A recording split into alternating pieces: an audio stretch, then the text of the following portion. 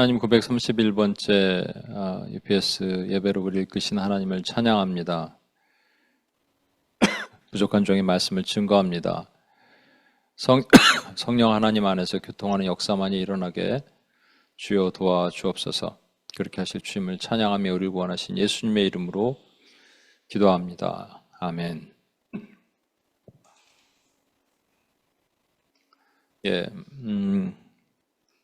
저는 오늘 여러분과 악인을 걸러내시다라는 주제로 말씀을 나누겠습니다.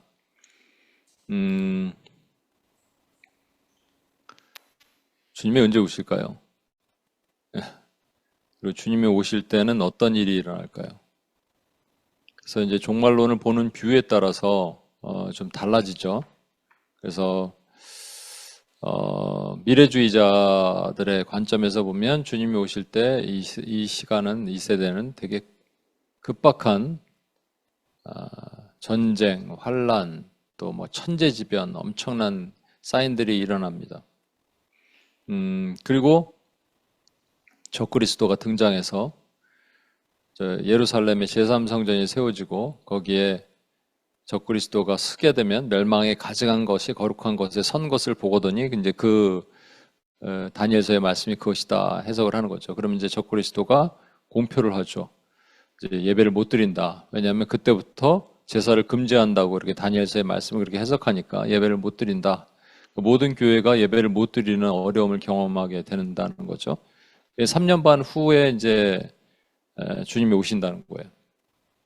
그러니까 주님이 오실 시점은 적그리스도의 등장 시점을 보면 알 수 있다.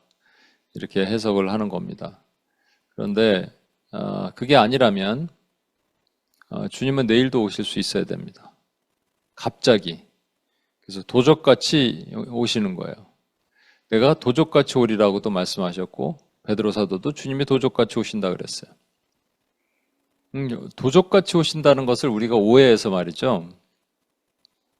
그냥 갑자기 오시면 도적같이 오시는 거라고 생각하는 거예요. 내일 오시면 도적같이 오시는 거예요. 아닙니다, 여러분. 도적같이 온다는 말의 본질이 뭔지 아십니까? 사람들은 잠자고 있다는 말입니다. 사람들이 아무 생각이 없을 때 주님이 오신다는 얘기예요. 사람들이 깨어있고 기도하고 준비하고 있을 때 주님이 오신다고 도적같이 오신다는 표현을 쓰신 게 아닙니다. 그러면 주님이 오실 때 분명히, 그리고 주님이 또 뭐라 그러셨어요? 노아의 때와 같다 그러죠. 마지막은 사람들이 시집가고 장가들고 먹고 마시고, 이 얘기는 마지막 때가 일상과 너무나 동일하다는 얘기예요. 되게 평화스럽다는 얘기잖아요. 시집가고 장가들고 먹고 마시고 평화스럽잖아요. 그래서 제가 사실은 참 오래전부터 이 고민이 있었어요. 여러분들에게도 말씀을 드리고, 기억나시는 분들은 귀가 있는 분은 성령이 교회에 하신 말씀을 들었겠지만, 기억하겠지만, 뭐냐면 주님이 다시 오실 때 이 세대는 어떻게 되는가라는 거예요. 다윗이 예수 그리스도를 모용하고 솔로몬이 예수님을 모용했죠. 다윗이 모용한 것은 전쟁에 능하신 신을 모용했습니다. 그래서 늘 전쟁했어요. 다윗은 그 손에 피가 가득했어요. 그래서 성전을 짓고 싶은데 하나님이 허락하지 않고 그의 아들을 통해서 성전을 짓도록 하셨습니다. 그의 아들이 솔로몬이잖아요. 샬롬이잖아요. 평화란 말이잖아요. 그래서 솔로몬 때는 전쟁이 한 번도 없었어요. 평화였어요. 그게 이 땅에 평화로 오신 예수 그리스도, 참 평화지신 예수 그리스도의 모형이 되는 겁니다. 그때 성전을 지었고 그 성전이 바로 예수 그리스도의 몸이 되는 거예요. 성전을 헐라 내가 사흘 만에 다시 일으키리라. 근데 예수님의 몸이 되는 그 성전을 지었는데 이게 초림 예수님을 예언한 것입니다. 그럼 초림 예수님이 이 땅에 오셨을 때 평화가 있었냐? 예, 평화가 있었어요. 진짜 평화가 있었습니다. 전쟁이 없었어요. 근데 그 평화는 진짜 평화가 아니라고 얘기했죠. 가짜 평화, 짝퉁 평화, 팍스 로마나, 로마에 의한 힘에 의한 평화입니다.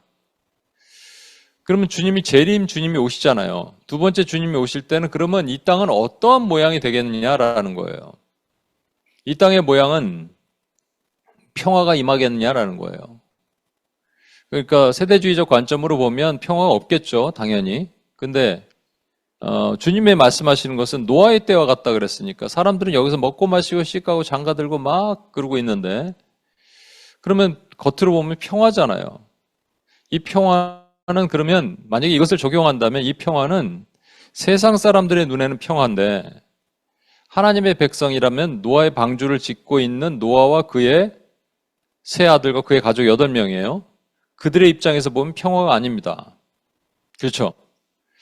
그리스도를 준비하는 하나님의 백성들 입장에서는 평화가 아닌 거예요. 이 세상은 평화라 그러는데 여기는 평화가 아닌 거예요. 그게 만약에 초림 예수님 때의 모습이 그대로 재림 예수님 때 구현된다면 그것이 우리에게 적용되는 겁니다. 이런 것만 알면은요, 여러분, 이제 어떠한 정치적인 일들이 일어날지 이런 것도 사실은 다 예견이 되는 거예요, 여러분. 제가 아무 말 안 해서 그렇지, 예견을 하고 있는데, 예언이라 그러면 안 되니까. 예견이 됩니다.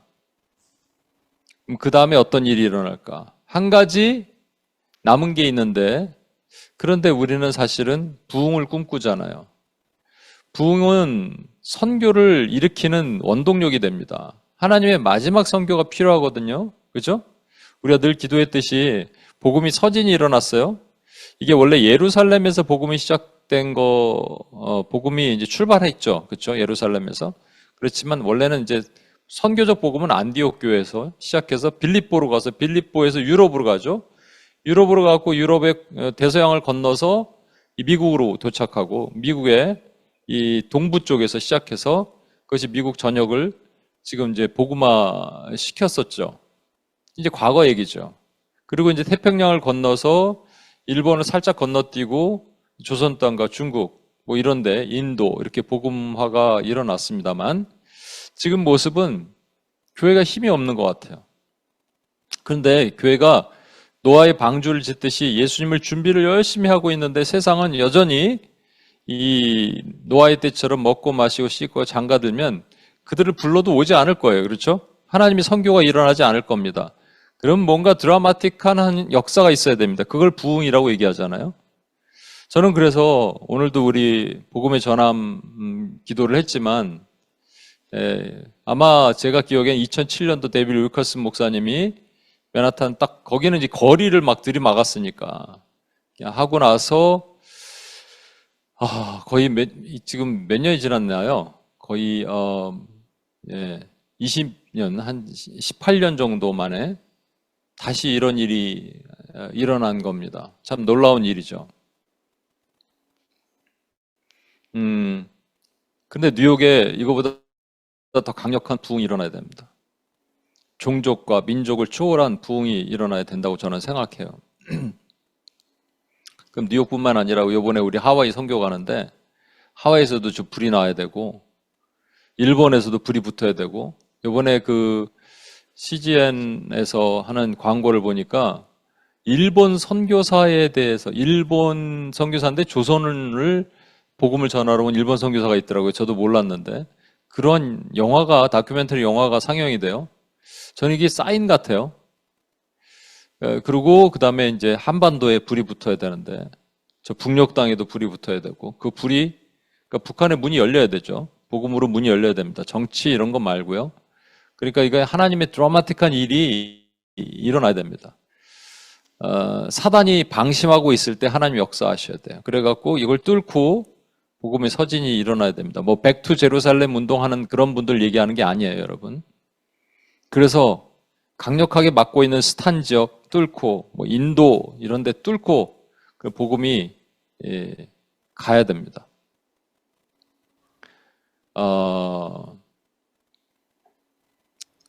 그런데 여러 가지 우리 안에 이제 장애들이 나타날 거예요, 여러분. 그 중에 하나가 대표적인 것이 이제 정치적인 것입니다. 그러니까 아마 UPS에서 이렇게 좀 대놓고 정치적인 얘기를 하지는 않았는데 여러분들이 이것을 기도해야 되기 때문에 지금은 기도할 분들은 기도하지 않고 또 어떤 분들은 아예 기도 자체를 안 하고 이런 지금 상황에 몰리니까 제가 얘기를 하는 거예요. 이번 대선이 끝나고 나서 한국에서 기도를 열심히 하던 사람들이 기도를 안 한대요. 기도해봤자 소용이 없고 하나님 들어주시지도 않고 기도원 같은데 30% 사람들이 쭉 빠졌다고 얘기합니다. 금요 기도회 이런 것도 사람들이 안 모인대요. 그러면서 이제 이런 얘기를 한답니다. 아유, 이민이나 가자. 한국 살기 싫다. 이런 얘기를 한대요. 그런데 이거는 요번만의 일이 아니에요. 그 전 정부 들어섰을 때 제가 한국에 있는 은행에 가서 UPS 통장 을 좀 알아보려고, 구자 개설을 하는 걸 알아보려고 2층에 이렇게 갔는데 거기 부지점장이라는 분이 이제 상담을 하고 있었어요. 그게 소리가 들리는 거예요. 그랬더니 그분도 그러는 거예요. 이제 이거는 지난번에는 그 윤석열 전 대통령이 집권했을 때 이분이 이러더라고요. 이민 가고 싶다고, 살기 싫다고. 그랬더니 상담 같이 하는 분이 맞아요. 그렇게 얘기했어요. 그러니까 이거는 내가 원하는 사람이 아니면 살기가 싫은가 봐요. 그렇죠? 그럴 수도 있고. OECD 국가의 기준으로 보면 국민 2명이 있으면 그러니까 국민의 절반, 1대1이죠. 절반은 나랑 생각이 다른 거예요. 정치적인 생각이 다른 겁니다. 물론 교회 안에서는 조금 더 보수적인 경향이 있어요.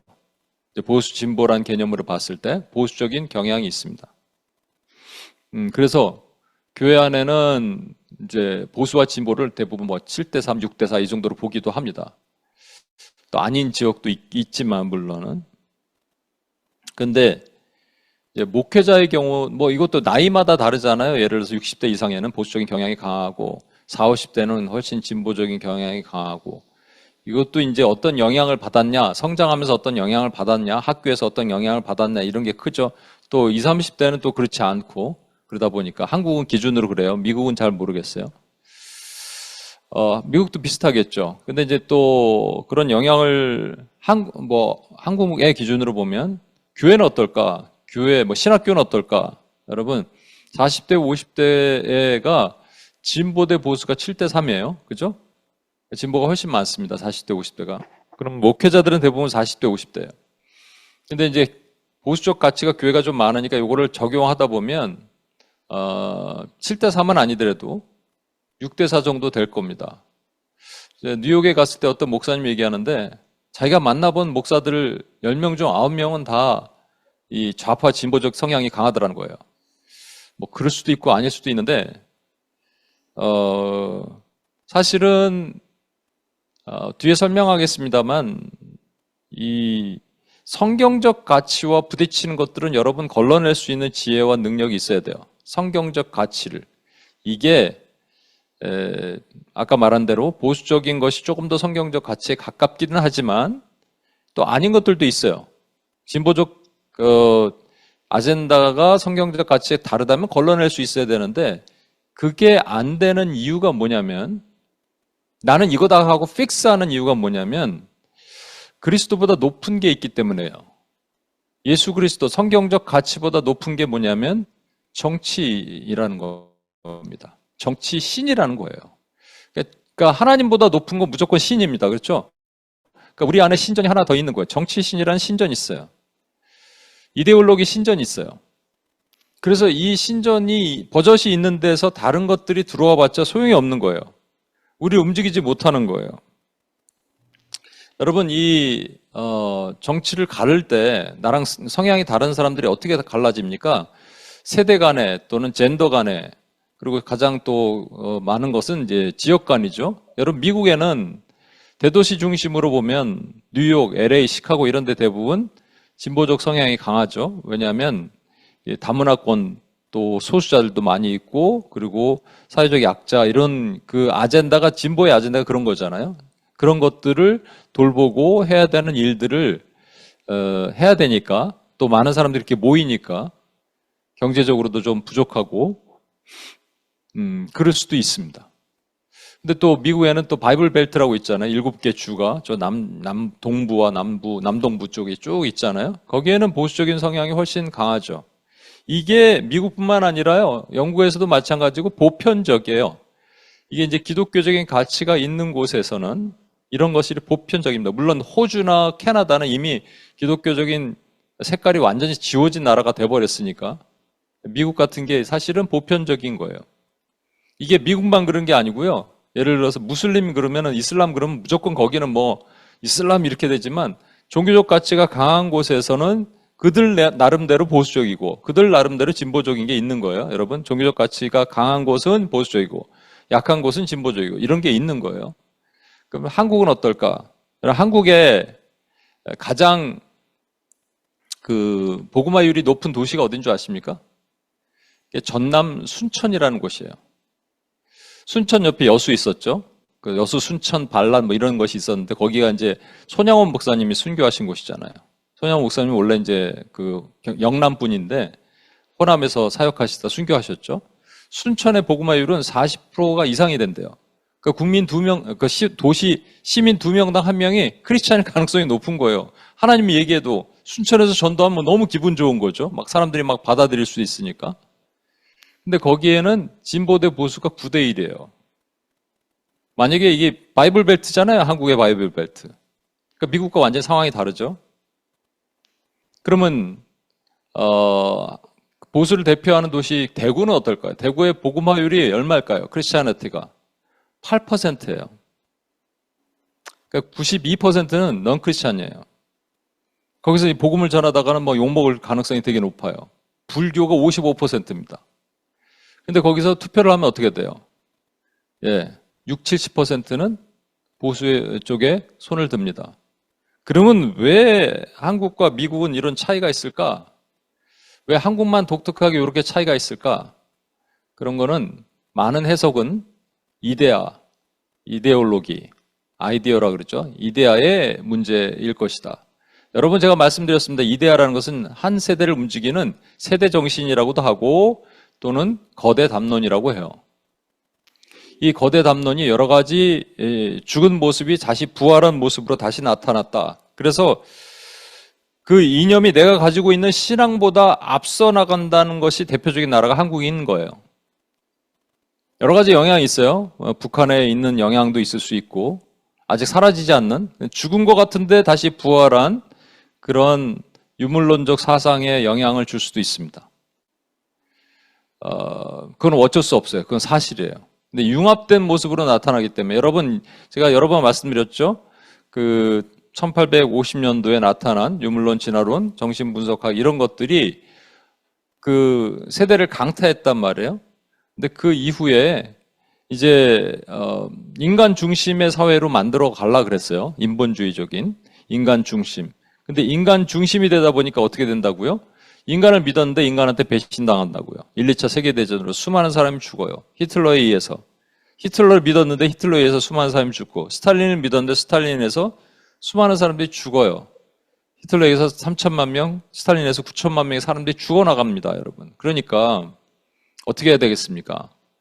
인간을 믿지 말자가 되죠. 그래서 인간을 믿지 말고 이 중심을 비워두자가 이제 포스트 모던 시대라고 얘기했죠. 다원주의.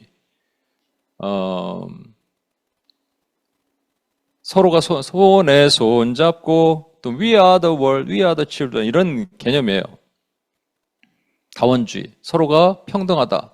서로가 서로를 인정하자. 그러니까 종교도 서로 인정하게 되고 또 때로는 섞기도 하고 이런 거예요. 이 섞기도 한다는 게 이제 싱크로티즘인데 이게 그 종교뿐만 아니라 모든 이데올로기에서 섞인 것들이 나타나기 시작하는 거예요. 그 융합이라고 말씀드리는 겁니다. 이게 오늘날 크고 작게 나타나는데 또 미국 사회도 그렇지만 한국 사회 이게 네오막시즘 그 중에 하나가 네오막시즘이에요. 여러분 네오막시즘은 절대로 뭐 이거를 막시즘이라고도 한국말로 번역할 수 있겠지만 수정사회주의 이렇게 표현하기도 합니다만 요거는 다른 말로는 뭐냐면 문화 막시즘이라고도 얘기해요. 절대로 이거는 무슨 뭐 옛날에 우리가 알던 공산주의 모습으로 나타나지 않습니다. 문화예요, 문화. 그런데 그 문화 중에 대표적인 것이 우리가 하나님이 주신 질서들을 깨야 되는 것들을 나타난 거 있죠. 혼인을 깨고 생명을 깨고 남녀 간의 문제를 깨고 이런 것들이에요. 이것이 이미 뭐 유럽은 다 강타가 됐고 미국도 쓸었고 이제 어제 뉴스를 보니까 일본이 이제 그 차별금지법을 통과를 했네요. 이제 한국 이제 남은 것 같아요. OECD 국가에는. 여러분 한 가지 오해하지 말아야 될 것은 제가 여러 번 말씀드린다만 보수와 진보라는 말은 원래 정치 용어가 아니에요. 이 사단이 머리를 쓴 거예요. 이걸 잡아보십시오. 여러분, 보수란 말이 진보란 말이 먼저 나왔기 때문에 보수란 말이 나온 거예요. 진보란 말은 원래 진보가 아니고 프로그레시브가 원래는요 자유주의란 말에서 나온 거예요. 아까 말한 것처럼 1500년도에 종교개혁 이후에 거의 250년 동안 이 땅에 평화가 임했다니까요. 왜냐하면 성경을 볼 수 있었어요. 평신도들이 얼마나 좋았겠어요. 250년 동안 평화가 쫙 임하는 거예요. 하나님의 나라가 임하는 거예요. 근데 마귀가 가만히 안 두죠. 그래서 계몽주의를 통해서 여러 가지 그 거대 담론들을 터뜨렸죠. 그러니까 교회 안에서도 거기에 반동이 일어나기 시작하는 거예요. 교회를 떠나기 시작하는 거예요. 이성적으로 합리적으로 판단하자는 사람들이 나타나기 시작하는 거예요. 그러니까 뭐를 만들었냐면 다시 견고하게 했냐면 doctrine, 이 교리를 견고하게 했습니다. 그래서 이것만큼은 지키자가 보수예요. 왜냐하면 자유주의의 반동으로 나타난 거예요. 자유주의가 있었으니까. 교회를 하이 크리티시즘이라고 하죠. 고등 비평이라는 걸 그때 득세하기 시작했어요. 성경을 착 폈을 때 창세기 1장부터 11장까지 내용이 전부 이해할 수 없는 내용이거든요. 뭐 하나님의 말씀으로 세상을 창조했다? 이런 게 어딨냐는 거예요. 근데 진화론이 딱 터져주니까 이게 가짜다라고 얘기하기 시작한 거죠. 그래서 사람들이 가짜라고 교회를 떠날 때 그 사람들을 붙들기 위해서 만들어낸 것이 타협점이에요. 그게 유신론적 진화론 같은 거예요. C.S. 루이스도 유신론적 진화론자였다니까요. 하나님이 아메바를 세계를 창조하셨고 그 중에 아메바 단백질은 만드셨지 않냐. 단백질에서 아메바에서 원숭이에서 인간이 될 수 요거는 인정한다. Time can make everything. 이렇게 됐습니다. 여러분, 이거에 대해서 저항하기 위해서 성경을 사수하자가 보수, 그리고 아니다, 이걸 더 넓히자가 진보라는 용어가 된 거예요. 이거는 되게 성경이냐 반성경이냐에 대한 얘기입니다. 요거를 어디다 갖다 쓰냐면 마귀가 정치에다 딱 갖다 쓴 거예요. 만약에 여러분들이 진보 그러면 여기 이제 진보적 성향분은 앞으로 나오세요 그러는데 진보적 성향분은 창세기 1장 1절부터 11장까지 예수님 무리를 걸었다니 모든 기적 이런 걸 믿지 못하는 분 앞으로 나오세요. 하이 크리티시즘 앞으로 나오세요. 그럼 누가 나오겠냐고요, 여기. 그죠? 근데 이거를 정치 용어로 싹 바꿔버리면 여러분들 얼마든지 그렇게 생각할 수 있어요. 조금 더 진보적 아젠다를 가지고 그런 것들을 생각하시는 분 앞으로 나오세요 그러면 나오겠죠? 둘 중에 하나는 나온다니까요? 근데 여기서 중요한 게 뭐냐? 결국 정치에서 사용되는 진보 보수의 용어 영향력이 실제 우리 신앙에서 사용되는 진보 보수의 영향력을 앞질러 버렸다는 거예요. 제가 이것도 예전에도 슬그머니 하면서 제가 두리뭉실하게 설명했는데 오늘 디테일하게 설명을 드릴게요. 코스타에서 간사로 섬기던 한 자매가 아이합이라고 아시죠? 아이합이라고 이제 그 신사도 운동하는 곳으로 이렇게 돼서 웬만한 교단에서는 이제 교류 금지를 내린 아이합이라는 기도하는 단체가 있습니다. 거기에 이제 가서 섬기는 한 자매가 있어요. 근데 이제 코스타에서도 간사로 섬기는 거예요. 근데 이제 페이스북에 어떤 목사님이 같이 코스타에 섬기는 목사님이 이 아이합에 대해서 신랄하게 비판을 했어요. 성경적으로 문제가 있고 그랬더니 이 자매가 이제 둘이 붙은 거예요. 페이스북에서. 그러면서 이 자매도 아니 당신이 알면 얼마나 알아 거의 이 정도 수준으로 막 둘이 붙었습니다. 그리고 제가 이건 좀 심하다 그러고 있었는데 이제 얼마 지나고 나서 한국에서 어떠한 정치적인 이슈가 있었어요. 근데 이 자매가 아주 찐 좌파야. 그래서 거기에 대해서 막 신랄하게 비판을 합니다. 그러니까 조금 많이 나가면요. 사실 이렇게 프롤레타리아 혁명이라는 거 있잖아요. 급진적으로 막 뒤집어 엎어야 되는 것. 그렇게 생각하는 정도로까지 막 얘기를 했어요. 근데 그 밑에 아까 말한 목사님이 다 댓글을 단 거예요. 동의한 거예요. 동의했더니 이 자매가 뭐라고 했느냐. 제가 그때 그 말이 기억해요, 지금도. 우리가 다른 편인 줄 알았더니 같은 편이었네요. 그랬더니 그 목사님이 그렇네요. 그 다음부터 서로 막 붙어갖고 이게 뭔지 아세요, 여러분? 나의 정치는 나의 신앙을 이기는 거예요. 나의 정치신이 그리스도를 이기는 겁니다, 여러분. 심각한 거죠. 이건 뭐 어느 쪽이나 상관이 없어요. 이게 왜 그럴까? 우리가 참 크리스찬이라면 하나님보다 우선되는 것은 있으면 안 되는 거예요. 근데 하나님보다 우선되는 것이 존재한다. 이건 문제가 되죠. 그러니까 A가 아는 하나님과 B가 아는 하나님이 다르다는 거예요. 하나님으로 모아지지 않고 정치 아젠다로 모아지는 거예요. 이걸 누가 이렇게 꾸밀까요? 사단이 꾸미는 겁니다. 우리는 내가 좋아하는 정치 집단과 정치인을 추종하죠. 근데 이게 사단이 뒤에서 이렇게 만들어 놓으면 그다음부터 다른 건 눈에 들어오지 않아요. 성령 안에서 하나 되지 않는다. 성경 말씀으로 하나 되지 않는다. 이게 전부 그런 것들이에요. 그렇다면 이런 생각이 들어요. 아니 어떻게 성령 안에서 하나 되지 않을 수 있을까? 그러면 같은 교회를 다니더라도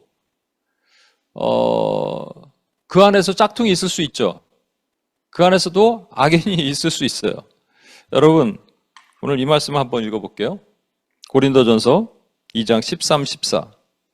우리가 이것을 말하거니와 사람의 지혜가 가르친 말로 아니하고 오직 성령께서 가르치신 것으로 하니 영적인 일은 영적인 것으로 분별하느니라. 육에 속한 사람은 하나님의 성령의 일들을 받지 아니하나니 이는 그것들이 그에게는 어리석게 보이며 또 그는 그것들을 알 수도 없나니 그러한 일은 영적으로 분별되기 때문이라. 육에 속한 사람, 다른 말로 성령이 없는 사람입니다. 이게 고린도전서니까 고린도 교회에게 말씀하신 거예요. 바울 사도를 통해서. 그럼 고린도 교회 안에 성령이 없는 사람이 있다는 거잖아요. 성령이 없는 사람은 영적인 일들을 어리석게 본다는 거예요. 그리고 그것도 알 수도 없다는 거예요. 하지만 영적인 일은 영적으로 분별할 수밖에 없다. 성령이 분별하신다는 거예요. 그러니까 교회에 보면 교인과 성도로 나눠질 수밖에 없습니다. 교회는 그냥 출석하는 사람들이에요. 그 안에 성령이 없어요. 성도는 성령이 있는 사람들이에요. 성령이 있는 사람들은 하나로 모아져야 돼요. 그런데 하나로 못 모아져요. 왜? 뭐 여러 가지 정치적인 이슈 이런 게 하나로 못 모아지게 만드는 거잖아요. 교인들이 전체가 교회를 다닌다고 전체가 하나로 모아질 수는 없습니다. 도리어 그것은 교회 안에 의인과 악인이 갈라진다고 저는 생각해요. 악인은 구분해야 돼요. 그러나 의인들은 모아져야 되는데 여러 가지 정치적 이슈로 갈라질 수밖에 없어요. 그러면 하나님이 어떻게 하셔야 될까? 아까 말한 것처럼 한국은 또 미국도 마찬가지지만 여러분 예를 들어서 여러분이 보수적 가치를 가지고 있다 그러면 트럼프 행정부가 하는 일이 다 좋은 건가요? 다 맞나요? 그건 아니잖아요. 성경적 가치를 기준으로 봤을 때 맞는 게 있고 아닌 것들이 있잖아요. 성경을 잣대로 보지 않는다니까요. 왜? 내가 좋아하는 정치인이, 내가 좋아하는 정치 집단이 하나님보다 앞서 있었어요. 이미 높아 있어요. 그럼 다른 걸 보지 않아요. 그 기준점을 찾지 않는다고요. 영적 싸움을 싸워보지 않아요. 내가 아무리 영적 싸움이라고 해도 혈과 육의 싸움을 싸운다고요. 그러니까 보이지 않는 거죠. 그러니까 어떤 부분은 막 이민 가고 싶고 교회 떠나고 싶고 이런 말들이 나오는 거예요. 그럼 어떻게 하나가 될 수 있을까? 하나 된다는 그 말은 여러분 오해하지 마십시오. 저는 악인과 의인은 절대 하나 될 수 없어요. 똥과 물이 하나 될 수 없어요. 그죠? 이건 하나 되면 안 되는 겁니다. 그러나 의인인데도 불구하고 하나님 깨닫지 못하는 사람들은 모아서 하나님이 하나님 안에서 성경 안에서 성경적 가치 안에서 하나로 만드셔야 돼요. 여러분 이 예화 아시죠? 예수님께서 제자들에게 마태복음 13장에 보면 가라지 비유를 얘기를 하셨어요. 그러니까 밭이 있는데 그 밭에 그 씨를 뿌립니다. 좋은 씨를 뿌리는데 좋은 씨가 뭐라 그러냐면 천국의 아들들이래요. 좋은 씨를 천국의 아들들을 뿌렸는데 악한 자가 와서 악한 자의 아들들의 씨를 뿌렸다는 거예요. 여러분 이게 뭐를 얘기를 하냐면 이게 교회 아닙니다. 교회 안. 그래서 가라지 이 씨를 뿌렸는데 이 씨를 뿌렸더니 씨를 뿌린 자는 인자가 이제 씨를 뿌리고 그 다음에 악한 자 사단이 자기의 씨도 뿌린 거예요. 그러니까 의인과 악인이 같이 있는 거예요. 이 상황을 잘 생각해 보십시오. 물고기도 마찬가지예요. 바다에 좋은 물고기, 나쁜 물고기 있으면 아니, 좋은 물고기만 딱 걸르면 되잖아요. 그런데 그물을 걸러다 보니까 좋은 물고기, 나쁜 물고기가 같이 올라오는 거예요. 그 그물을 천국이라고 얘기했고, 그게 이제 교회로 오늘날 적용한다면, 교회 안에 좋은 고기, 나쁜 고기, 알곡과 가라지가 같이 있습니다. 이때 추수꾼이 천사가 그래요. 주여, 알곡, 가라지를 뽑을까요? 라고 얘기하니까, 여러분 이 말씀 잘 보세요. 마태복음 13장 29, 30이에요. 주인이 이르되 가만두라 가라지를 뽑다가 곡식까지 뽑을까 염려하노라. 둘 다 추수 때까지 함께 자라게 두라. 추수 때 내가 추수꾼들에게 말하기를 가라지는 먼저 거두어 불사르게 단으로 묶고 곡식은 모아 내 곡간에 넣으라 하리라. 여러분 보면은 그대로 두라는 거예요. 그게 마지막 때 심판하신다 이런 얘기잖아요. 마지막 때 심판하신다. 예, 맞아요. 근데 이상한 거 두 가지를 발견하게 되죠. 하나는 이 추수꾼이 천사입니다. 천사. 천사가 뭐라 그러냐면 가라지 뽑을까요? 악인들 뽑아낼까요? 이렇게 얘기합니다. 교회 안에서 악인들 뽑아낼까요? 얼마든지 할 수 있죠. 근데 주님이 뭐라 그러세요? 나의 두라. 가라지 뽑다가 알곡까지 뽑는다. 그 얘기는 뭐예요? 천사들이 알곡이랑 가라지를 구분할 수 있다 없다? 없단 얘기예요, 여러분. 누구만 하신다? 하나님만 하시는 거예요. 그래서 심판은 하나님께만 있는 거예요. 우리 눈으로 봐서 알곡과 가라지가 잘 보이지 않아요, 여러분. 지금 판단해서 보일 수가 없다는 거예요. 그런데 그 다음 보세요. 불사르게 단으로 마지막에 완전히 저 지옥불에다 사르실 거예요. 사르시기 전에 하시는 게 먼저 보세요. 먼저 거두고 그리고 단으로 묶습니다. First gather up the tares and bind them in bundles. 보세요. 어떻게 한다고요? bind 한다고요. bind. 모은 다음에 묶어요. 그러니까 여러분 교회 안에 우리가 있는 이 공동체 안에 우리 믿음의 생활을 하는 안에 이 가라지들이 얼마든지 들어올 수 있습니다. 그래서 우리 신앙을 방해하고 우리를 혼탁스럽게 만들 수 있는 것들이 그게 뭐 신학교 교수 있고 목사일 수도 있다니까요, 여러분. 근데 어떻게 하느냐? 묶어버리신대요. 불사르기 전에 묶어버리신대요. 묶으면 딱 보이죠? 이렇게 딱 보면. 우리는 누군지 알지 못하지만. 근데 하나님은 보이실 거예요. 우리는 몰라요. 천사도 모르는데 우리가 어떻게 알아요? 근데 우리가 이렇게는 기도할 수 있겠죠? 하나님 묶어주세요. 저들을 묶어주세요. 이 땅에서 매면 하늘에서 매일 것이요. 땅에서 풀면 하늘에서 풀리리라. 맨다는 말이 bind 한단 말이고 푼다는 말을 set free지만 또 다른 말이 destroy란 말이 있거든요. 묶어서 파해주세요 라고 하면 하나님이 그 일을 하신다는 거예요.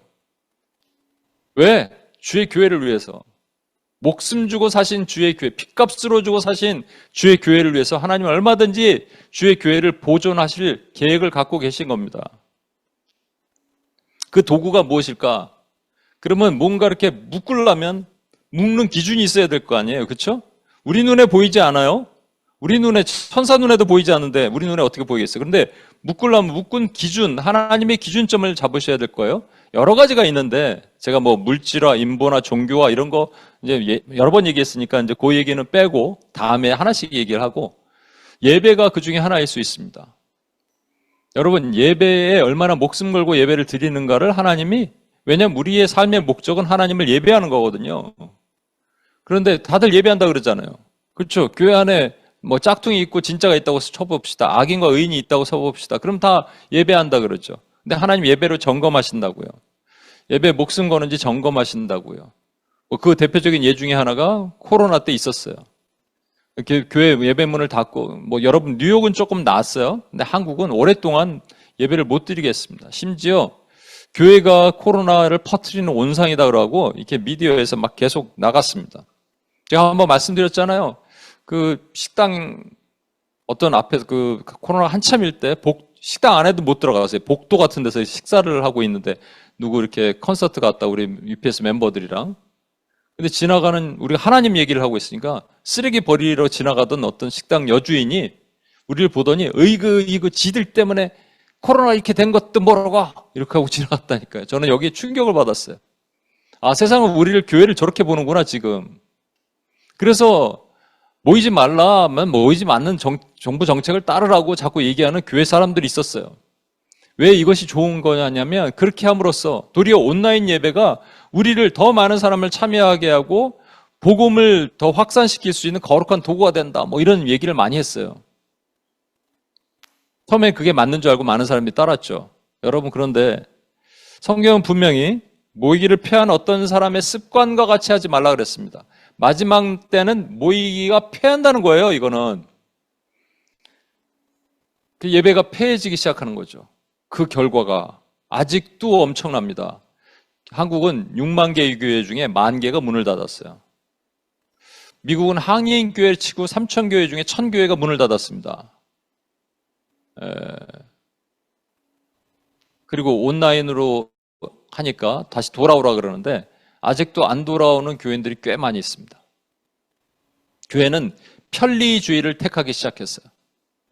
예배는 목숨 거는 거거든요. 아까 그 우리 초대교회를 돌아가는 삶을 우리가 산다면 카타콤에 들어가서 햇볕도 들어오지 않는 곳에서 그곳에서 두려워 떨면서 신앙생활하는 그것으로 회복이 돼야 되는데 그게 다 깨진 거예요.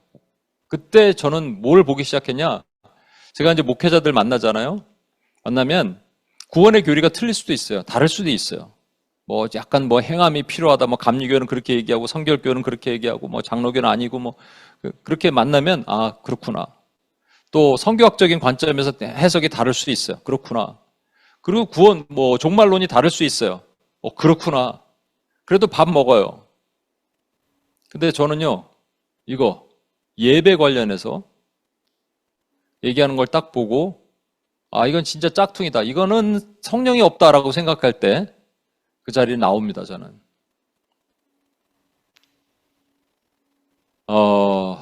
근데 이것만 있는 게 아니고요. 중요한 게 한 가지 더 있어요. 그게 마귀가 던지는 건데 마귀가 던지는 것 같지만 사실은 하나님이 우리를 점검하신 거름종이와 같은 거라고 생각해요. 필터예요. 그래서 오늘 악인을 걸러내시다라는 제목을 악인을 걸러내시다. 하나님의 거름종이에요. 필터가 되는 거예요. 그게 뭐냐니까 포괄적 차별금지법입니다. 미국은 그냥 차별금지법인데 한국은 Comprehensive Anti-Discriminal Act라고 돼 있어요. Anti-Discriminal Act. 근데 comprehensive란 말은 포괄적이라는 거예요. 모든 것을 아우른다는 거죠. 현재 차별금지법이 있는데도 불구하고 거기에 더 포괄적으로 만든 것은 이 성평등 때문에 얘기한 거예요. 여러분, 이런 것에 대해서 최근에 이제 정부가 바뀌면서 또 재발이 됐습니다. 이런 것에 대해서 반대 기도회를 하고 그러면 뭐 이게 정치적인 모습이다 이렇게 또 얘기하는 사람들이 있어요. 그러니까 잘 보면 교회 안에 그들의 실체를 알 수 있어요. 교회 안에 짝퉁이 있는지 진짜인지를 저는 알 수 있다고. 하나님이 우리가 이걸 알 수 있는, 마인드 알 수 있는, 그 가라지를 이렇게 묶을 수 있는 그걸 볼 수 있게 하셨다고 저는 생각해요. 여러분 일단은 이 차별금지법이 얼마나 무서운지를 좀 더 점검해 볼게요. 영국에서 최근 10년간 동성애 교육으로 인해서 자신이 트랜스젠더를 인식하게 된 청소년의 비율이 4,000%가 증가했습니다. 4,000%라는 것은 한 명이 있었는데 40명이 됐다는 거잖아요. 그렇죠? 맞나요? 예. 예, 좀 헷갈리네. 아무튼 엄청난 수죠. 엄청난 수. 예, 엄청난 수가 그러니까 한 반에 트랜스젠더 마인드를 가지고 있는 아이들 뭐 30명이 한 반이라면 다 있는 거예요. 다. 그 영국이 현실입니다. 이게 진짜로. 이거를 오랫동안 사단이 작업을 해온 거죠. 그래서 그렇게 변화시켜 왔어요. 여자 청소년 아이들이 남성이 되기 위해서 유방 절제 수술을 받은 아이들이 2배로 증가했습니다. 생물학적 성을 포기를 한 거죠. 또 영국 고등학교에서 한 학생이 성별은 2개입니다라고 얘기해서 퇴학 조치됐습니다. 성별은 2개라고 얘기하면 안 되는 시대가 된 거예요. 영국 유대인 학교가 있는데 3세 아이에게 동성애와 성전환을 가르치지 않아서 폐쇄 위기에 처한 곳들이 많이 있습니다. 여러분 3세부터 동성애와 성전환을 가르쳐야 돼요. 학교에서 3세부터. 3세에게 술과 담배와 마약을 가르치는 거랑 다를 바가 뭐가 있습니까? 근데 이걸 가르치는 거예요. 이게 맞다라는 거예요. 진리이기 때문에 가르쳐야 된다는 거죠. 기존 교육 과정이 다 파괴된 거죠. 미국으로 건너와 볼까요? 보스턴에서 여러분 동성애 위험성을 알린 병원 홈페이지에 올린 의사가 해고당했고요. 오레곤주 아시죠? 오레곤주에서는 제과점을 운영하는 한 부부가 동성애에게 커플에게 케이크를 안 만들어줬다는 이유로 약 13만 5천 불의 벌금이 부과가 됐습니다. 이건 부과가 된 거예요. 아직 수를 해갖고 막 계속적으로 하고 있는 여러 군데가 있죠. 뭐 100만 불까지 수가 있는 경우도 있고요. 영국에서는 동성애 커플에게 입양을 거부하는 기독교 기관, 입양 기관이 거의 다 기독교 기관이잖아요. 그 기관이 동성애 커플이 걔들은 이제 자식이 없으니 자식을 낳을 수 없으니까 입양밖에 없잖아요. 나 입양할게 그러면 안 된다 그러는 순간 그 기관이 문을 닫게 됩니다. 이게 그러니까 생사의 존폐 여부가 여기 걸린 거예요. 저는 그게 여러분 666이란 짐승의 표가 딴 게 아니에요. 매매를 못하게 한다는 거잖아요. 먹고 사는 문제가 걸리는 문제잖아요. 미국 커네티컷주에서 열린 청소년 여자 육상 경기에서 여성으로 인식한 남성이 트랜스젠더가 출전해서 압도적으로 우승한 여러분 영상 같은 거 가끔 보실 거예요. 그 다음에 프랑스 파리 올림픽 같은데 남자가 등장해요. 막 박살내죠. 얼굴 광대뼈가 함몰되는 그 복싱 경기에 이런 것들도 있습니다. 그 다음에 여성으로 주장한 남자가 중성 화장실에 들어가서 10세 아이를 성폭행한 사건도 있었어요. 인권이란 미명하에 이런 일들이 이전보다 점점 더 심해지고 있는 겁니다. 한국에 최근에 성평등 가족분가를 만든대요.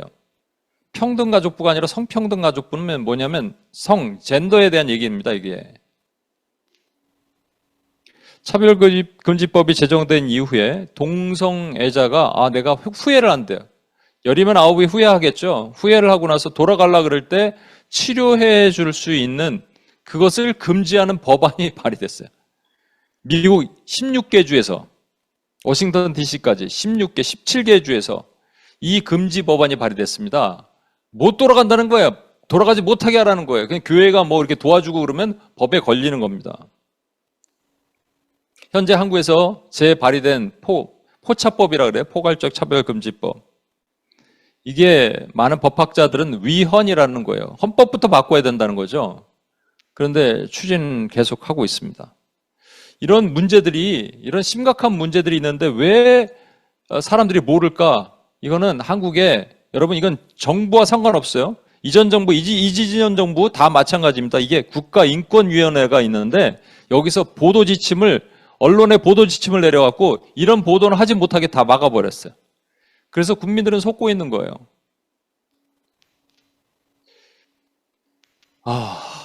그럼 여러분에게 더 심각한 문제가 있습니다. 이제 이건 교회예요, 교회.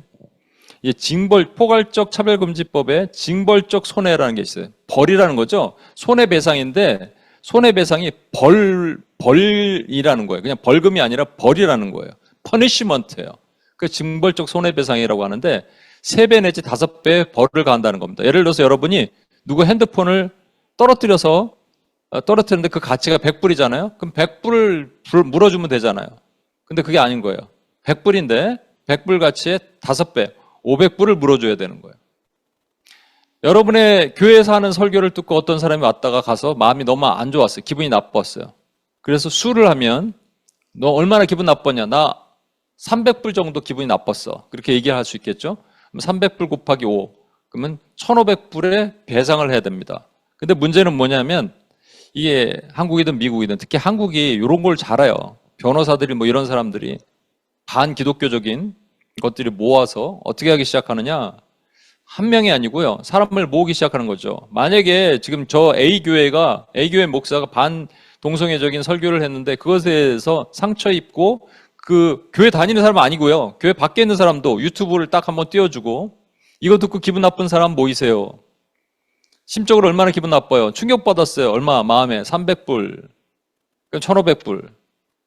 그러면 10명 모으면 15,000불, 100명 모이면 15만 불, 1000명 모이면 150만 불, 1000명만 모으면 교회 문 닫을 수 있겠죠. 이런 일들이 나타나지 않으리라는 법이 없습니다. 아니, 나타날 겁니다. 저는 지금까지 포괄적 차별금지법이 막아달라고 계속 기도했습니다. 그리고 앞으로도 기도할 거예요. 근데 어떤 의미에서 보면 이 법이 통과돼야 되는 게 아닌가라는 생각을 하게 돼요. 첫 번째는 우리가 너무 박해가 없이 살았어요. 미국은 청교도, 그러니까 프로테스탄트가 영국을 건너서 미국에 온 이후에 신앙생활하다 박해받은 일은 없잖아요. 한국은 좀 달라요. 내가 뒤에 설명할 테니까. 근데 하여튼 지금까지도 그렇게 박해받은 일이 없어요. 그런데 수많은 선교지에서는 지금도 나이지리아, 뭐 이슬람권, 뭐 힌두권 어디 가나 박해를 받아요. 그렇죠? 하나님의 입장에서는 우리가 볼 때 하나님 너무 불공평하신데요, 이렇게 할 수 있죠? 그러니까 니들도 좀 박해를 받아라, 그럴 수도 있어요. 마태복음 24장에 보면 전무후무한 박해가 있다 그랬어요. 환란이 있다 그랬어요. 어찌 보면 이런 것들이 그런 것이 아닌가라는 생각이 들어요. 그래서 우리가 박해를 받아야 되기 때문에 이런 차별금지법이 우리가 받아야 되는 건가라는 두려운 마음이 있어요. 그런데 두 번째 이유가 있어요. 사실 이 동성애가 죄라는 걸 알고 동성애를 입법하는 딱 정치기관들이 있잖아요. 정치 집단들이 있잖아요. 그걸 알면서도 뽑아줬다는 건 사실 여러분들 나중에 되게 후회할 일들을 할 수 있는 겁니다. 사실은 엄밀히 말하면.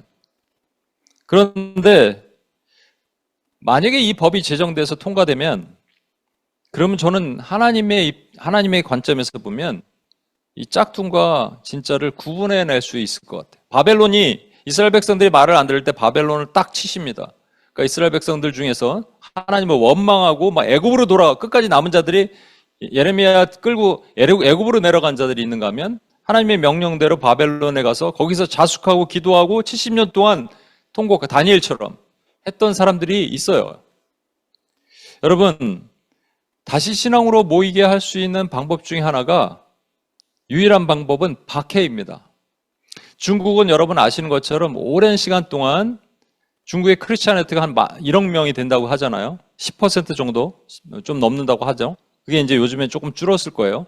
시진핑 정부 들어서 박해가 많아서. 그런데 그 전까지는 그냥 정부의 시책에 따르는 교회와 자생적으로 정부의 시책과 반대하는 교회가 나눠져 있었어요. 그게 가정교회, 패밀리 처치와 그다음에 삼자교회, three self church가 나눠져 있었어요. three self는 self governance, 자치, 그다음에 self support, 자양, self propagation, 자전이라는 세 가지. 그러니까 교회가 이제 더 이상 선교사에 의존하지 말고 독립적으로 설 수 있어야 된다라는 이게 원래 누구죠? 네비우스라는 선교사가 원래 중국 선교하면서 이렇게 주장해서 그것을 따랐는데 이걸 중국 정부가 딱 캐치한 거죠. 교회는 앞으로 이렇게 서라. 이렇게 해라. 그럼 어떻게 해야 돼요? 그래서 이제 삼자교회는 시진핑 사진 걸어놓고 이제 그전에는 그러지 않았는데 시진핑 정부 이후 들어서면서 점점 더 힘들어지기 시작하는 거예요. 근데 신기한 사실은요, 그 이후에 어떤 일이 벌어요? 원래 삼자교회와 이 가정교회는 사이가 되게 안 좋았습니다. 가정교회 입장에서는 저것들은 짝퉁이고 삼자교회 입장에서는 국가 전복 집단 같이 보이는 거예요. 그러니까 서로 이게 마음에 안 드는 거죠. 그런데 이 가정교회 숨어 있잖아요. 예전에는 그래도 한번 10명, 20명씩 한 집에서 모여서 예배드렸는데 이제는 그나마도 안 되니까 산으로 가서 가정으로 가서 헛간에 가서 예배를 드리는 거예요. 몰래 숨어서 조용히. 그러니까 찾아낼 수가 없어요. 근데 삼자교회는 딱 있잖아요. 십자가도 달고 정부 허가를 받았으니까. 그런데 마음에 안 드는 거예요. 그래서 십자가를 철거하고 설교를 검열하고 예배를 제한하기 시작했습니다. 여러분 유명한 거 있잖아요. 요한복음 2018년부터 이런 것들 계속 전개하기 시작했는데 뭐냐면 성경을 바꾸기 시작하는 내용을. 그래서 사람들한테 알려주기 시작한 거예요. 요한복음 8장에 보면 예수님이 가늠한 여인 있죠. 그래서 가늠한 여인에게 여기서 죄 없는 자가 돌로 먼저 치라 그랬더니 사람들이 다 떠나죠. 그때 예수님께서 봐라, 너를 정죄한 자가 누가 있느냐? 나도 너를 정죄하지 않겠노라 라고 하시는 거잖아요. 그런데 성경을 바꿔서 예수님이 돌로 그 여인을 치면서 나는 너를 정죄한다 하고 율법은 그래서 가짜야 하고 떠나셨다는 거예요. 이게 있을 수 있는 내용입니까? 이렇게까지 성경을 왜곡시키니까 그 삼자교회 안에서 양심이 있던 사람들 있잖아요. 그 사람들이 깨어나기 시작한 거예요. 이건 아니다. 이건 아니다라고 하기 시작한 거예요. 그래서 정부의 간섭에 반발하거나 저항하기 시작한 겁니다. 삼자교회 중에 유명한 교회 중에 하나인 Early Lane Covenant Church라는 곳에 왕이 목사님이라고 있어요. 2019년에 국가 전복 선동죄로 잡혀갖고 9년 복역 중입니다. 이런 분들이 되게 많아요. 골든 램프스텐 처치는요, 2018년에 아예 교회가 폭파됐어요. 폭탄으로 폭파시켰어요. 그 교인들이 그 앞에서 보고 막 우는 장면, 십자가를 불태우고 이런 일이 있으니까 삼자교회 안에 사람들이 어떻게 하기 시작했어요? 가정교회와 연합하기 시작합니다. 가정교회와 하나 되기 시작해요. 기도 모임, 물론 100%는 안 돼요. 삼자교회 안에서 여전히 친정부적인 짝퉁들이 있을 수 있으니까. 그러나 가정교회 연합하면서 그들이 하나님을 찾기 시작했다고요. 성경으로 돌아가기 시작했다고요. 뭐 알려지지 않은 것들이 너무 많으니까 제가 뭐 다 말씀드리지 못하지만 선교사님 최근에 중국에서 또 탈출하신 선교사님 얘기를 들으니까 이런 일들이 이제 나타나기 시작하면서 중국 교회 안에서 정말로 실제적으로 저랑 같이 수업을 들었던 어떤 선교사님 지금 LA에 계신데 삼자교회 목사님이었어요. 근데 잡혀가고 고문을 당했다는 거예요. 그분 말에 의하면 가정교회는 잡혀가지 않는다는 거예요. 숨어 있어서. 고문당하는 게 삼자교회라는 거예요. 그러니까 이제 정신을 차리는 거예요, 여러분. 저는 그럼에도 불구하고 이 포괄적 차별금지법이 제정이 되지 않기를 기도합니다.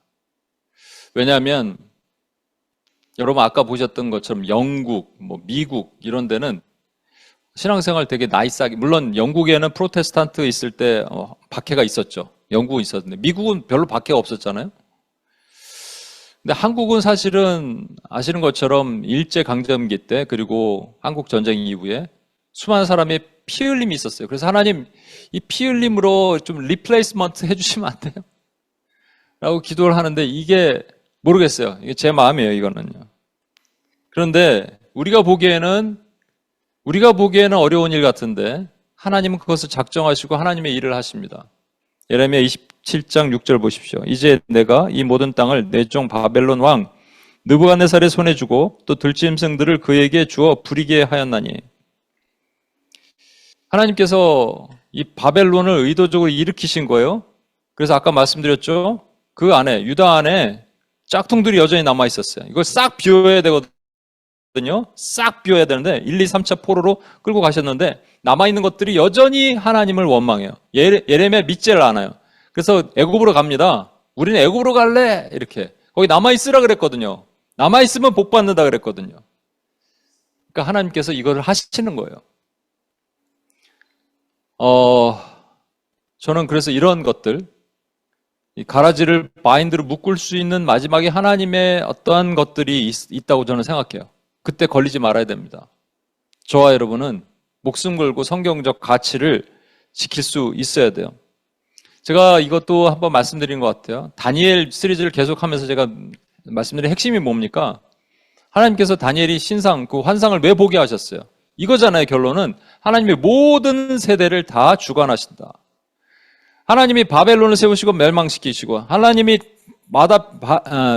페르시아를 세우시고 멸망시키시고, 하나님이 헬라를 세우시고 멸망시키시고, 하나님이 로마를 세우시고 멸망시키셨다.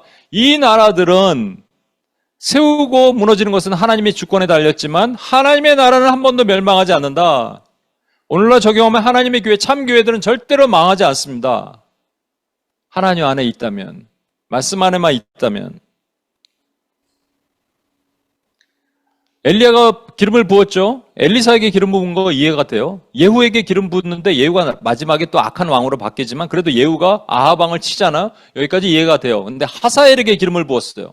하사엘은 우리나라를 괴롭히는 거거든요. 이거 왜 기름을 붓냐고요. 모르죠? 그런데 그거조차도 하나님이 허락하시는 거예요. 하나님은 우리 눈에 선하고 우리 눈에 악하고를 선한 것만 하시는 게 아니고 우리 눈에는 이렇게 보여도 하나님 눈에는 다 선한 거예요. 그래서 그 일을 행하시는 겁니다. 그게 하나님이세요. 그러니까 여러분, 우리 생각에는 이런데 하나님의 생각엔 다르다는 거예요. 예레미야 29장 11절 보세요. 여호와의 말씀이니라. 너희를 향한 나의 생각을 내가 아나니 평안이요 재앙이 아니니라. 너희에게 미래와 희망을 주는 것이니라. 그렇다면 여러분 요 얘기만 하고 이제 마칠게요. 여러분 아까 말씀드렸죠. 이게 알곡과 가라지 얘기를 하는데 또 다른 비슷한 예화가 뭐냐니까 이 좋은 물고기, 나쁜 물고기의 예입니다. 여러분 이 말씀 한번 보세요. 마태복음 13장 47, 50. 또 천국은 마치 바다에 치고 각종 물고기를 모으는 그물 같으니, 천국이 그물 같대요. 그 그물에 가득함에 물가로 끌어내고 앉아서 좋은 것은 그릇에 담고 못된 것은 내버리느니라. 여러분 이게 세상을 얘기하는 게 아니고요. 그물이니까 천국의 그물이니까 천국의 그물에 걸리는 거잖아요. 그러면 이제 악한 것들은 이미 뭐 다 걸러내겠지만 이 안에 이제 하나님의 나라의 하나님의 교회의 관점으로 보면 교회 안에 이렇게 나쁜 고기들이 있다는 거예요.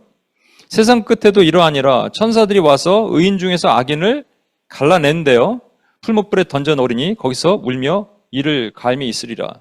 여러분 여기 중요한 것은 악인 중에서 의인을 갈라내는 게 아니고 의인 중에서 악인을 갈라냅니다. 소돔과 고모라가 멸망한 이유는 악인이 많아서가 아니고 의인이 없어서잖아요. 그만큼 의인이 없는 건데 이 그물에는 좋은 고기, 의인이 많아서 악인만 골라내면 되는 거예요. 여러분 그러니까 우리가 너무 눈에 쌍심지를 켜고 저놈이 의인인가 악인인가 이렇게 보지 말고요.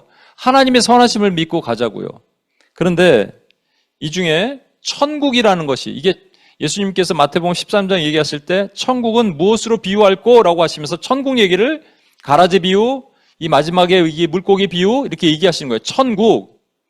바울 사도는요 이렇게 얘기했습니다. 바울 사도가 딱 보니까 고린도 교회에 짝퉁들이 있어요. 말만 하는 것들이 있어요. 그래서 내가 가서 니들이 진짜인지 가짜인지 볼 것이다 라고 얘기하면서 이렇게 얘기합니다. 하나님의 나라는 말에 있지 않고 하나님의 능력이 있다. 이 능력이 뭘까요? 이 두나미스인데 이 능력이 뭘까요? 그래서 이렇게 생각할 수도 있어요. 내가 가서 너희들 볼 거야. 너희가 진짜인지 가짜인지 볼 거야. 너희 능력 행할 수 있는지, 너 신유 귀신 쫓아낼 수 있는지, 병 고칠 수 있는지 볼 거야. 이렇게 얘기했을까요? 그렇게 얘기했다면, 그런 생각이라면 예수님 앞에 주여 주의 이름으로 병자도 고치고 귀신도 쫓아내고 다 했습니다라고 얘기할 때 불법을 행하는 자 내가 너희를 도무지 모르겠으니 나에게서 떠나라고 하시는 말씀과 매치가 되지 않잖아요. 그런 능력이라면 여기서 말하는 하나님의 능력은 뭘 얘기를 할까요? 우리는 볼 수 있어야 돼요. 우리는 분별할 수 있어야 돼요. 제일 처음에 여러분 말씀 고린도전서에 있는 말씀처럼 지혜가 없는 자들은 알지 못하나니 영으로 분별하느니라. 여러분 고린도후서 잘하는 말씀입니다. 10장 4에서 5 마지막으로 읽을게요. 우리의 싸우는 무기는 육신에 속한 것이 아니요 오직 어떤 견고한 진도 무너뜨리는 하나님의 능력이라. 옛날에 성경엔 강력이라 그랬는데 능력이라. 모든 이론을 무너뜨리며 하나님 아는 것을 대적하고 높아진 것을 다 무너뜨리고 모든 생각을 사로잡아 그리스도에게 복종하게 하니. 여기서 제가 여러 번 말씀드리죠. 여기는 NSAB니까 좀 다른데 argument, pretension, thought. 이 인간의 모든 이 사상, 체계, 시스템, 이론 모든 것들을 무너뜨리는 하나님의 능력이 있어야 되는 거예요. 교회 안에는요 그런 것들 이즘이 들어와서 교회 안에 뭐 사상, 시대 정신이든 이 거대 담론이든 융합된 생각이든 이게 들어온 것들을 분별해낼 수 있는 능력이 있어야 돼요. 이 능력이 있는 사람들은 하나님의 사람들 아니면 짝퉁, 나쁜 고기, 좋은 고기 걸러내시는 거예요, 여러분. 저는 이런 생각이 들어요. 제가 지난주에 여기 교회에서 설교를 하다가 아이들이 이렇게 있는데 제가 목사가 드리는 설교로 여러분들이 바뀔 수 있다고 생각하세요? 그랬더니 한 아이가 아니요 이러더라고요. 아마 지네 부모가 안 바뀌나 봐. 근데 제가 이건 얘기해 줬어요. 나쁜 것을 계속 들으니까 바뀐 사람은 제가 최근에 바뀌거든요. 정말 신앙을 올곧하게 지키고 막 그 추석 때 성경하고 이런 거에 대해서 절대 안 된다 그러는 형제가 어디 가서 이상한 사상을 계속 듣고 오더니 너무 편협하게 살았다고. 여러분 그래서 제가 깜짝 놀라면서도 희망이 생겼어요. 나쁜 것도 계속 들어오면 나빠지는데 좋은 것을 계속 들으면 좋아질 거 아니에요, 여러분. 제가 지금까지 계속 여러분에게 줄기차게 아파트를 대적하라고 얘기했으면 여러분에게 이미 하나님의 능력이 있었고 여러분에게 하나님의 지혜를 주셔서 그것을 분별하고 싸울 수 있는 눈과 귀가 있습니다. 그리고 우리가 기도하면 하나님의 교회를 살려주시고 다시 일으켜주시고 악인들을 걸러내시고 의인들을 세우실 것이라 저는 믿습니다. 기도해 오던 여러분 두 종류로 나눠져요. 지금요. 막 그 기도 열심히 하던 사람들은 뭐 다 싫대. 하나님 삐졌어요. 기도도 싫어요. 이러고 막 그러던지, 아니면 예를 들어서 차별금지법 이런 거 관심이 없어. 관심도 없던지, 너무 정치적이야 그래서 떠나던지. 아니에요, 여러분. 여러분, 요 한 가지 더 기도해 주세요. 6월 14일이니까 여러분 6월 13일 금요일 밤 12시인데 너무 늦긴 했는데 그날만큼은 하루 1시간 정도만 기도하고 주무세요. 온라인으로 제가 링크를 보낼 테니까 같이 1시간만, 1시간 더 할 테지만 1시간만 하고 주무십시오. 좀 늦었지만 6월 13일 금요일 밤 12시에 같이 모여서 기도합시다. 아마 많은 사람들이 이때 작년 10월 27일 날에는 100만 명이 넘게 모였는데 이번에 10만 명도 안 모일 수도 있어요. 그렇게 돼요. 이게 사실이에요. 근데 진짜 남아서 끝까지 이것을 사수하는 사람을 하나님 보시는 거죠. 자, 우리 같이 한번 이 찬양하고 기도합시다.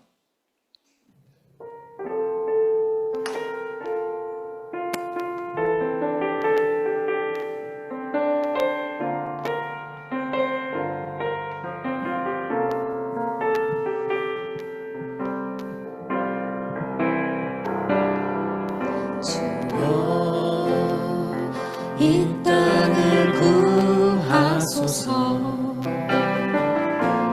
무너진 성벽들을 주여, 이 땅을 치유하소서. 해역한 백성들을 우리가 주 앞에 범죄하여 주의 목전에서 악을 행하였으나 주님의 한없는 자비로서 이 땅에 죄를 사하여 주소서. 하나님 마음을 알게 하소서. 열방의 기도자 되게 하소서. 하나님 눈물을 담게 하소서. 열방의 중보자 되게 하소서.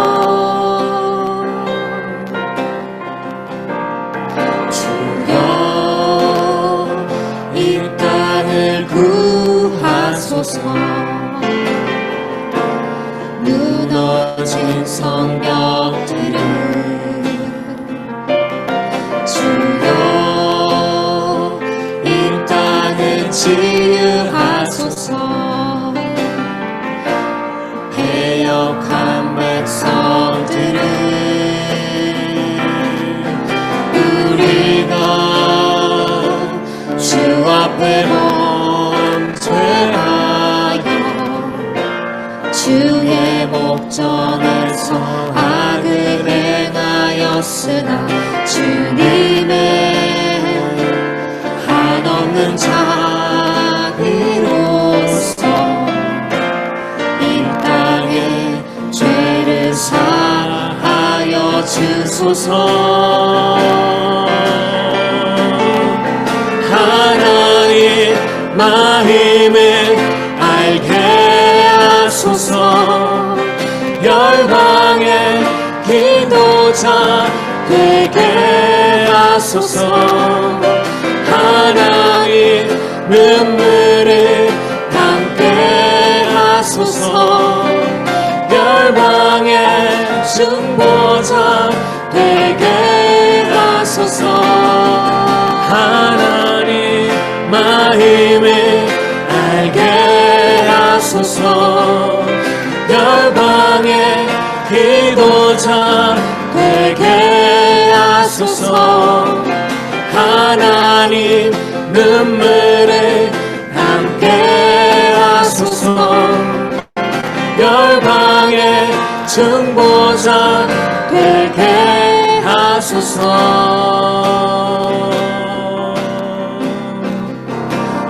이제 이 땅을 살리소서.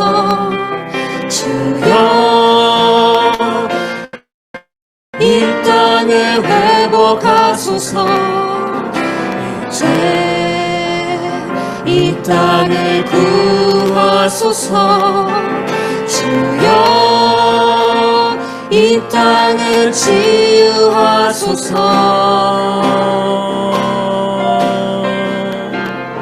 주여. 이 시간 같이 한번 기도하겠습니다. 의인들을 모아달라고 기도합시다. 의인들이 모이게 해달라고 기도합시다. 마지막 때 어떤 일이 있을지 저도 잘 모르겠어요. 그냥 팍스 로마나 같은 거짓 평화가 있을지 아니면 거룩한 부흥이 있을지, 아무튼 중요한 것은 의인들이 모이는 겁니다.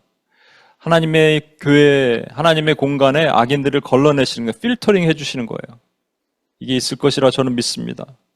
우리를 고쳐달라고, 불쌍히 여겨달라고. 우리 눈과 귀가 하나님보다 다른 것에 탐닉되어 있었어요. 그것 중에 하나가 정치고요.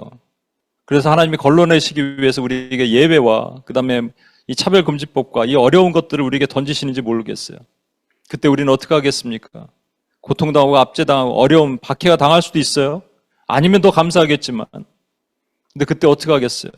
그때 주여 내가 죄를 지었나이다 하고 하나님 앞에 그 바벨론을 그대로 받는 자들이 필요한 거예요. 애국으로 가겠다고 자신의 뜻을 내세우는 사람들이 아니라 하나님 앞에 엎드려 통곡하고 다니엘 같은 사람들이 하나님 찾으신 사람들이 필요합니다. 이 시대에 그런 우리가 다니엘이 되겠습니다. 이 땅 뉴욕 땅에 내가 다니엘이 되겠습니다. 하나님의 마음을 알고 하나님의 나의 삶의 최우선이 돼서 그 어떤 아젠다도 하나님보다 앞설 수 없음을 고백하면서 나가는 하나님의 종이 되겠습니다. 이 시간 주여 한번 외치며 같이 한번 기도하겠습니다. 주여!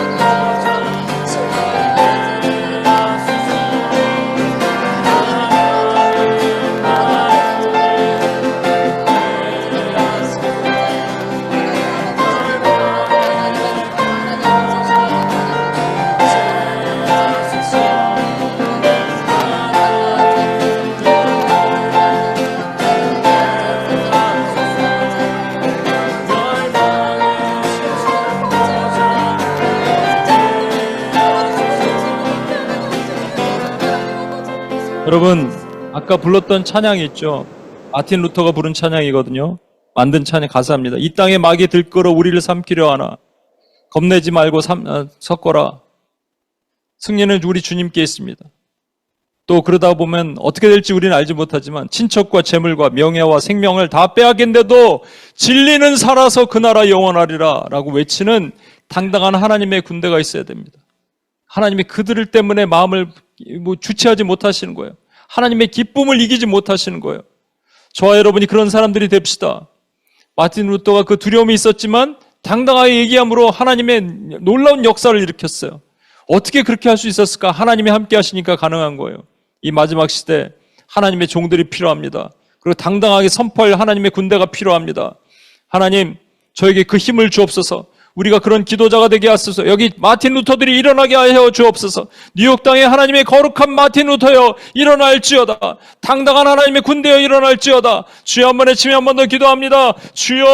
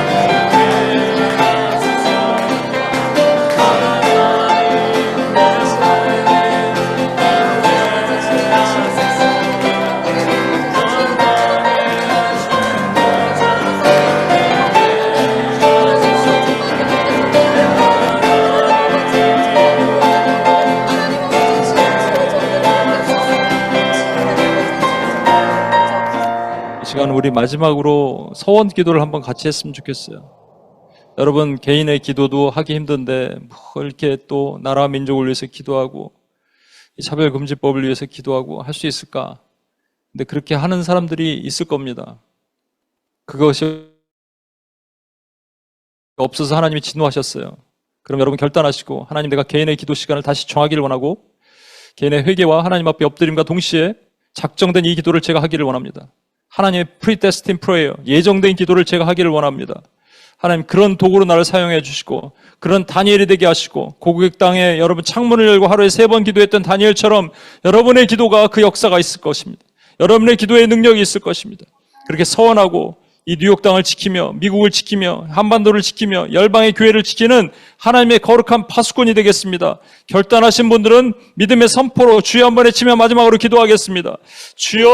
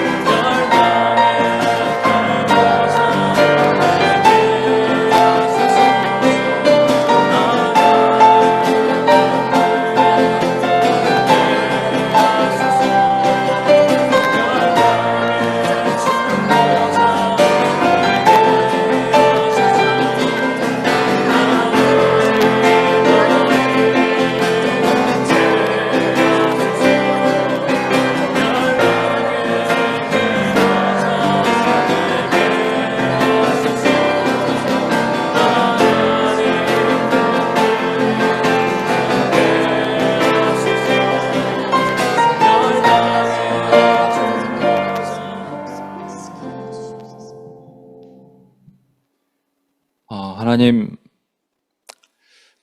우리를 끝까지 보존해 주옵소서. 때로는 우리의 죄로 인해서 하나님 바벨론으로 보내서 우리를 점검하실 때도 있습니다.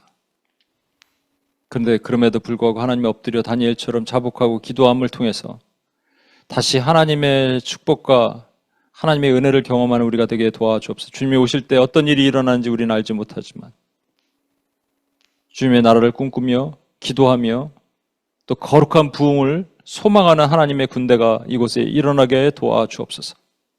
뉴욕 땅이 그렇게 되게 도와주옵소서.